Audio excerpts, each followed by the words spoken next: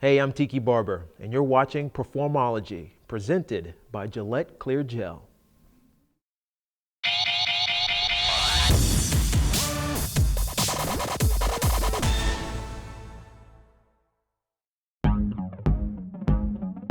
Back in my NFL days, I would come in here, the first thing I would expect is 700 pounds on a squat rack.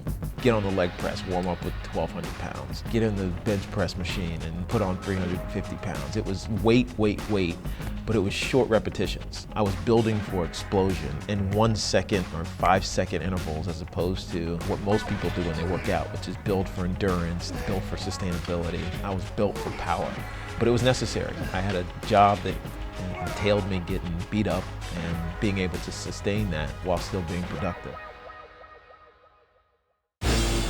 I did a demo for a Spartan race, and a Spartan race is a confluence of a lot of things. It's obviously an endurance race. You're running, most of them are 5, 10, some of them even 25 miles, but it's a bunch of obstacles. It's things that you honestly did when you were a kid on a jungle gym, climbing across overhang ladders, or climbing up ropes, or grabbing 2 heavy pails, usually filled with water or sand, that you have to walk a specified distance, all mixed together. And the reason I like that type of event is that it's challenging physically, but also mentally and emotionally, because you don't know what's coming next. Now I'm in the process of training, not just for a Tough Mudder, I'm training for the toughest Mudder, which is kind of ridiculous. Mostly ultra marathon type people do these. It's basically a 24-hour race where it's on and off, you're sleeping, it's a 10-mile loop, same type of things. You're crawling through the mud, you're jumping on these platforms where if you miss, you fall into an ice water bath, or crawling through barbed wire over big, huge obstacles.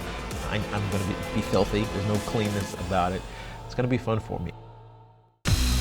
The challenges of preparing for a race like this are many, because one, you cannot duplicate what's going to happen when you actually get into a Tough Mudder.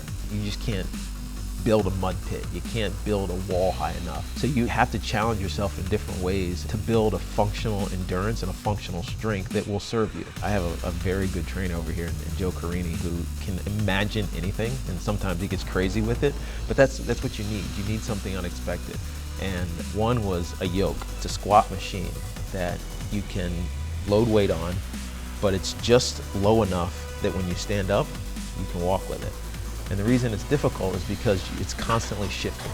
And so if you walk perfectly still and straight, you can probably handle it pretty easily. But once you get just a little bit of a shift, it starts to sway one way. So your core has to activate to get yourself back. And then you overcorrect and you're going the other way. And eventually you get going in a motion, but so many parts of your body are working and developing. It's functional strength. Grip is so important. It's something that nobody ever pays attention to. In these endurance type races like Spartan and Tough Mudder, you're climbing constantly, you're grabbing things, you're holding things.